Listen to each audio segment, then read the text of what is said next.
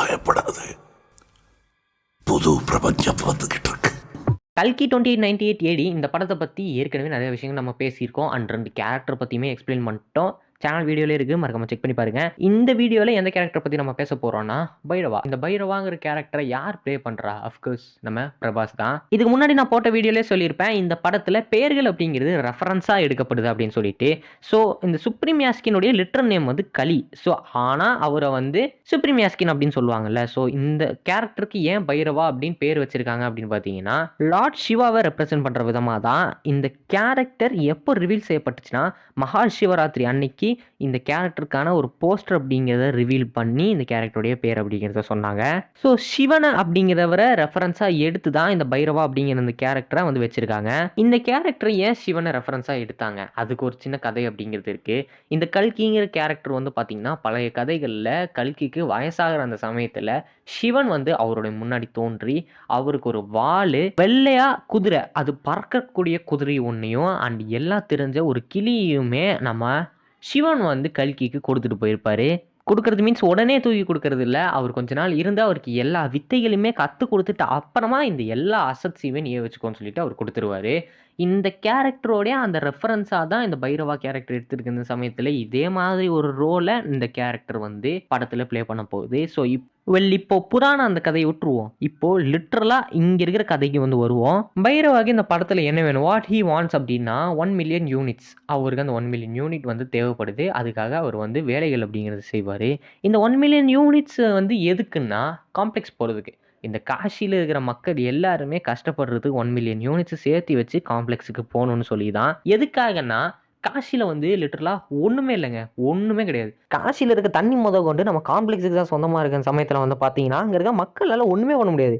Thevar suffering to survive. அப்படி இருக்க அந்த சமயத்தில் வந்து பார்த்தீங்கன்னா 1 மில்லியன் யூனிட்ஸ் அவங்களுக்கு கிடைச்சிருச்சுன்னா அவன் உடனே அந்த காம்ப்ளெக்ஸுக்கு போயிடலாம். அங்கே மணி ட்ரான்ஸ்ஃபர் அப்படிங்கிறது எப்படி இருக்கும்னா, காசாக இருக்காது, இந்த ருப்பீஸ், யூரோ, டாலர்ஸாக மாற்றிக்க மாட்டாங்க, யூனிட்ஸாக தான் மாற்றிக்குவாங்க. So for going complex they need 1 million units. அதே தான் நம்ம பைரவாக்கும் வேணும், அவருமே காம்ப்ளெக்ஸுக்கு போகணும். ஓகே, 1 மில்லியன் யூனிட்ஸ் வேணும். அதை இவர் எப்படி சம்பாதிப்பாருன்னா, பேசிக்கலி பைரவா அப்படிங்கிறவர் ஒரு பவுண்டி ஹண்டர். பவுண்டி ஹண்டர்னா அசசின் மாதிரியா நீங்கள் கேட்டிங்கன்னா, அசசின் கிடையாது. அசசின் நம்ம வந்து ப்ரைவேட்டாக மீட் பண்ணி அவங்கள இந்த மாதிரி ஒரு ஆளை தூக்கணும் அப்படின்னு சொன்னாங்கன்னா அவங்க வந்து அப்படி இறங்கி வேலை செய்வாங்க. We need to meet them privately. But இந்த பவுண்டி ஹண்டர்ஸ் வந்து பார்த்தீங்கன்னா தே ஆர் கம்யூனிட்டி. அந்த பவுண்டி இவரை மாதிரியே நிறைய பவுண்டி ஹண்டர்ஸ் வந்து இருப்பாங்க. அவங்க கம்யூனிட்டிக்குள்ள ஒரு விஷயம் அப்படிங்கிறது போஸ்ட் ஆகிடுச்சுன்னா அதுக்காக எல்லா பவுண்டி ஹண்டர்ஸுமே வேலை செய்ய ஆரம்பிச்சிருவாங்க. இந்த இன்ஃபர்மேஷன் அப்படிங்கிறது வாண்டட் போஸ்டர் மாதிரி தான். திஸ் பர்சன் இஸ் வாண்டட், அலைவாண்டட் அப்படிங்கிற மாதிரி போடுவாங்க. பட் இந்த வாண்டட் போஸ்டட் அப்படிங்கிறது பப்ளிக்காக ஓட்டக்கூடிய ஒரு விஷயம். பட் இந்த பவுண்டி கம்யூனிட்டி பொறுத்த வரைக்கும் அப்படி கிடையாது. இந்த கம்யூனிட்டி உள்ளே தான் இந்த மாதிரி ஒரு விஷயம் அப்படிங்கிறது வரும். அதுக்காக எல்லா பவுண்டி ஹண்டர்ஸுமே வேலை செய்வாங்க. அந்த வகையில் நம்ம பைரவா வந்து பார்த்தீங்கன்னா இப்போ சும் 18, அதாவது இந்த சுமுத்தியை தூக்கிட்டு வர அந்த வேலையில் வந்து இன்வால்வ் ஆகியிருக்காரு.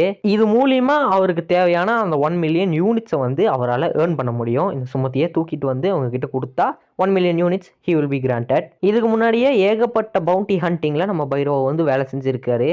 அண்ட் அதுல இருந்தெல்லாம் காசு சேர்த்து வச்சிருக்காரு. Now he think it's and profitable way. அதாவது அவர் நினச்சதை விட இதில் பணங்கள் அதிகமாக சம்பாதிக்க முடியும் அப்படிங்கிற அந்த காரணத்தினால தான் இதில் இவ்வளோ இன்வால்மெண்ட்டோட இறங்கி வந்து வேலை செய்வார். ஸோ இந்த வேலையை முடிக்கிறது மூலிமா அவருக்கான அந்த 1 மில்லியன் யூனிட்ஸ் அப்படிங்கிறத அவர் ஈஸியாகவே ஏர்ன் பண்ணுறதான ஒரு வழியாக இதை பார்க்குறாரு. பவுண்டி ஹண்டர்னா இவர் சாதாரண பவுண்டி ஹண்டர் கிடையாது.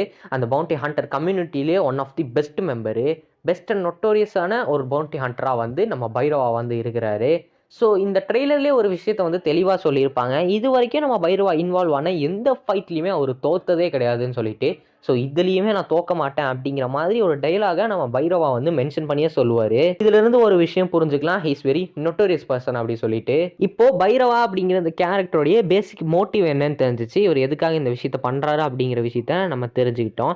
இப்போது அதை அவர் எப்படி பண்ணுவார், ஹவு கேன் ஹி டூ, அவருக்கு செட் ஆஃப் ஸ்கில்ஸ் அப்படிங்கிறது இருக்குது. ஒரு பவுண்டி ஹண்டராக இருக்கிற சமயத்தில் வந்து பார்த்தீங்கன்னா அவருக்கான ஸ்கில்ஸ் அப்படிங்கிறது இருக்குது. இந்த சுமத்தி, அதாவது இந்த கல்கியை காப்பாற்றுற மிஷனில் வந்து பார்த்தீங்கன்னா நம்ம அஸ்வத்தாமன் இறங்கியிருப்பார். பட் சுமத்தியையும் கல்கியும் தூக்கிட்டு போகிற மிஷனில் நம்ம பைரவா வந்து இருப்பார். அப்போது நம்ம அஸ்வத்தாமனுக்கும் பைரவாக்கும் இடையில ஒரு மிகப்பெரிய கான்ஃப்ளிக்ட் அப்படிங்கிறது நடக்கும். இந்த ட்ரெய்லர்லேயுமே அவர் ஃபைட் பண்ணுற மாதிரி சீக்வன்ஸ் இருக்குது.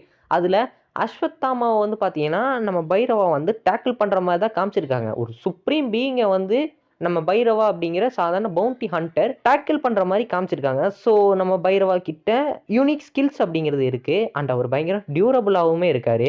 அஸ்வத்தாமன் கொடுக்குற அடிகள் எல்லாத்துக்குமே நம்ம பைரவா வந்து டக்கு டக்குன்னு ரியாக்ட் பண்ணிடுறாரு அண்ட் அப்படியே ரியாக்ட் பண்ண முடியலனாலும் அந்த அடியில பயங்கர டியூரபிளா வாங்கிக்கிறாரு. ஸோ அஸ்வத்தாமன் மாதிரி ஒரு சுப்ரீம் பீயிங்கை வந்து பாத்தீங்கன்னா டாக்டிக்கலா ஃபைட் பண்ணும்போது நம்ம பைரவாவால ஓவர் பவர் பண்ண முடியுது. அந்த அளவுக்கு ஸ்கில் அண்ட் டியூரபிலிட்டி அவர்கிட்ட இருக்கு. இந்த படத்துல வந்து பாத்தீங்கன்னா எல்லாத்துக்குமே ஒவ்வொரு கேரக்டர்ஸ்க்குமே ஒரு கம்பேனியன் அப்படிங்கிறது இருக்காங்க. நம்ம அஸ்வத்தாமனுக்கு வந்து பாத்தீங்கன்னா ஒரு கல் அப்படிங்கிறது இருக்கு. நம்ம சுப்ரீம் யாஸ்கின் கிட்டயுமே ஒரு கல் அப்படிங்கிறது இருக்கு.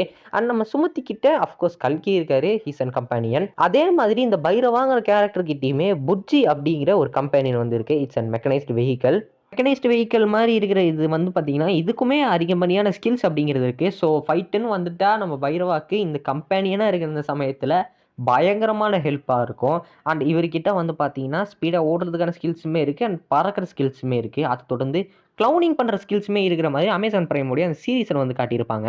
ஸோ அந்த மாதிரி ஒரு பயங்கரமான கேரக்டர் தான் நம்ம பைரவா. ஆனால் இந்த படத்தில் நம்ம பைரவா வந்து பார்த்தீங்கன்னா அவருக்கு கொடுக்கப்பட்ட அந்த அசைன்மெண்ட்டை முடிக்கிறாரா, அதாவது நம்ம கல்கியை தூக்கிட்டு வராரா இல்லை நம்ம கல்கிக்கே ஹெல்ப் பண்ணுறாரா அப்படிங்கிறத நம்ம படத்தில் தான் பார்க்கணும். ஸோ இந்த கேரக்டர் இந்த படத்தில் அவருடைய லைஃப்பை சாக்ரிஃபைஸ் கூட பண்ணலாம் இஃப் ஹி சேவ்ஸ் கல்கி. கல்கியை தூக்கிட்டு வர போகிறது எப்படியோ நம்ம சுப்ரீம் யாஸ்கின் தான். ஸோ அப்படிப்பட்ட ஒரு பீயிங்கை வந்து நம்ம பவுண்டி ஹண்டர் எதிர்த்து நிற்கிறாருன்னா அது வந்து கண்டிப்பாக சாத்தியமில்லாத ஒரு விஷயம்.